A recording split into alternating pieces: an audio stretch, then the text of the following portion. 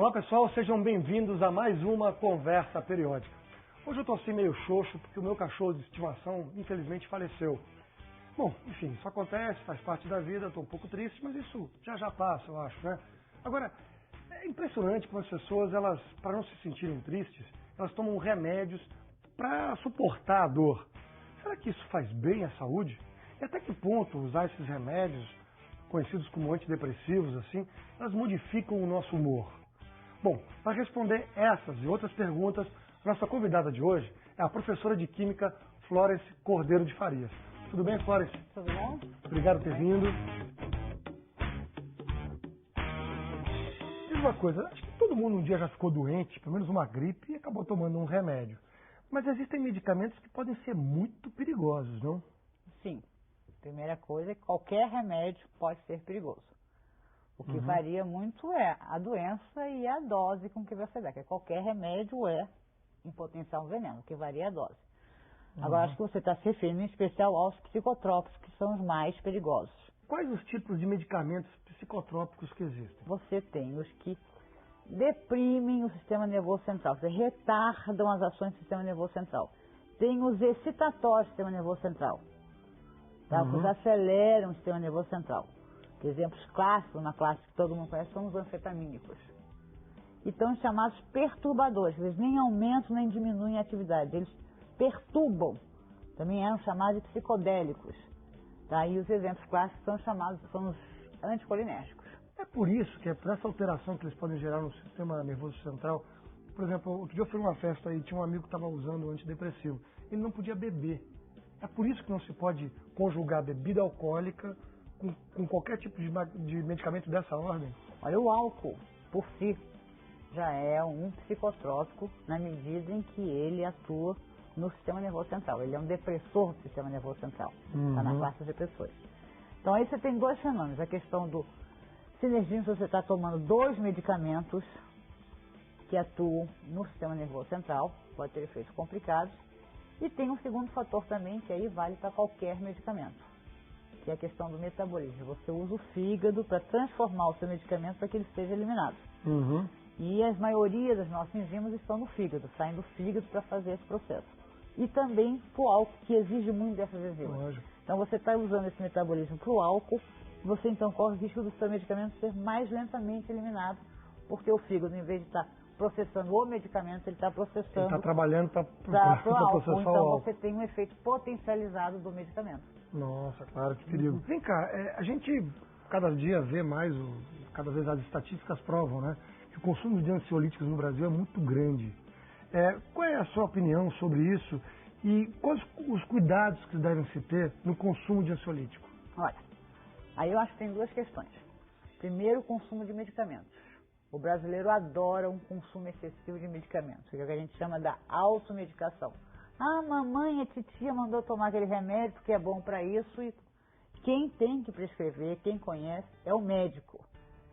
Tá? Então, quer dizer, sempre o remédio, quem deve te indicar é o médico. Os remédios que atuam no sistema nervoso central, como o sistema nervoso central ele comanda todo o organismo, qualquer medicamento que você tome para o sistema nervoso central, ele vai interferir em todos os seus processos orgânicos. Então, esses, em especial, exigem um acompanhamento médico muito criterioso. E na sua opinião, por que há esse consumo tão grande de ansiolítico? Eu acho que o mundo hoje em dia está um mundo que a gente chama da sociedade do espetáculo, do prazer, todo mundo quer chegar à perfeição, os desafios são constantes, acho que não tem mais aquele tempo de que você aprendia com as dores da vida. E a sociedade de sucesso tem que estar sempre ótimo, sim, desafios a vencer diariamente, e muitas pessoas não estão suportando isso. Inclusive querem ter sempre a sensação do prazer, querem estar sempre bem, porque o mundo existe. E para o próprio médico também, a resposta do paciente, o paciente vai ficar muito mais satisfeito se a resposta, se a ansiedade dele for rapidamente aliviada. E, indiscutivelmente, o ansiolítico alivia isso mais rápido do que um outro tratamento mais lento. O que determina que alguns remédios sejam controlados e outros não? E aonde entra o Ministério da Saúde? Todo medicamento deve ser adquirido por prescrição médica. Agora, os psicotrópicos, como atuam no organismo inteiro, tem vários efeitos colaterais que precisam de um controle maior. E aí, então, esse medicamento você tem que dar uma receita especial, na maioria das vezes a chamada receita azul, que o próprio médico tem controlado, o médico não tem a vontade, ele tem que mandar fazer, é controlado pelo seu conselho regional ou federal. Tá? E essa receita é retida na farmácia. Tá? E o que faz com que o medicamento seja tarja preta? Exatamente a quantidade de efeitos colaterais. Principalmente, quase todos os psicotrópicos são tarja preta. Tá? E aí você tem um controle do Ministério da Saúde. O Ministério da Saúde determina a lista de medicamentos que fazem parte que exigem um receituário azul. E a Polícia Federal, você tem que ter isso na farmácia num cofre, e a Polícia Federal controla o médico que passou o paciente que usou a quantidade. Agora, e no caso das grávidas? Qual é o impacto que esses remédios podem gerar? As grávidas, o organismo da gente, o medicamento para ter a sua ação, ele tem que chegar no local que ele deve exercer sua atividade. Então, o cérebro e a barreira placentária são duas barreiras, digamos, muito protegidas. As substâncias externas têm muita dificuldade, têm mais dificuldade de atravessar essas barreiras. Os psicotrópicos têm uma estrutura química que permite que eles atravessem a barreira cerebral e aí também a placentária muito facilmente. Então, no fundo, quer dizer, o neném, o bebê está tomando psicotrópico. Nossa. Todos os efeitos que você tem na mãe, você acaba tendo no bebê. Então, isso medicamentos em geral, nenhuma mulher grávida deve tomar medicamentos até o 3º mês. Lógico que isso tem que ter um controle médico, mas deve ser evitado. Agora vem cá, eu tenho um vizinho meu que ele, enfim, estava muito gordo e resolveu tomar remédio para emagrecer. Ele ficou com uma cara muito estranha. Ele emagreceu de fato, mas ele ficou com uma cara esquisitíssima. E logo depois que ele parou de tomar o remédio, ele engordou, acho que até mais. Por que isso acontece? Os remédios para emagrecer, a maioria deles caem na classe chamadas anfetaminas, que são os mesmos tipos de medicamentos que você usa para ficar acordado, para estudar, que o caminhoneiro usa para dirigir a noite inteira, que eles são os estimulantes do sistema nervoso central. E um dos efeitos colaterais desse estímulo é a sensação de falta de apetite. Qual é o perigo da gente misturar remédios? Você está tomando um remédio e tomar um outro? Olha só, os remédios têm os seus efeitos colaterais. Tá? Então, você quando toma 2 medicamentos, você pode fazer com que esses efeitos se potencializem, se forem os mesmos, ou, às vezes, até você quer um seja ao contrário do outro. Por exemplo, vamos falar nesses remédios para emagrecer. Toma uma anfetamina. A cibutamina é um exemplo disso. Aí a pessoa é um excitante do sistema nervoso central. A pessoa fica ligada, né? Fica a mil. Mas você precisa trabalhar, você precisa levar a sua vida, você não pode ficar ligadona. Então, o que você faz? Você compensa isso, você toma um outro medicamento para combater isso, porque na realidade você não quer mexer no sistema nervoso central, você quer ter o efeito colateral da saciedade alimentar. Então você vai interagindo, e você tem 2 problemas.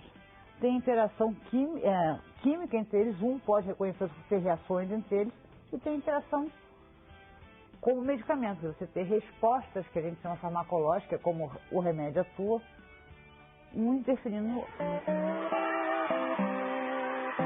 Olha, você certamente estudou muito, né, para saber isso tudo que você sabe, mas como começou esse teu interesse pela química, pelos medicamentos? Eu fui fazer graduação em farmácia, achando que eu ia inclusive para a área de análises clínicas, achando que eu ia seguir uma área mais de saúde.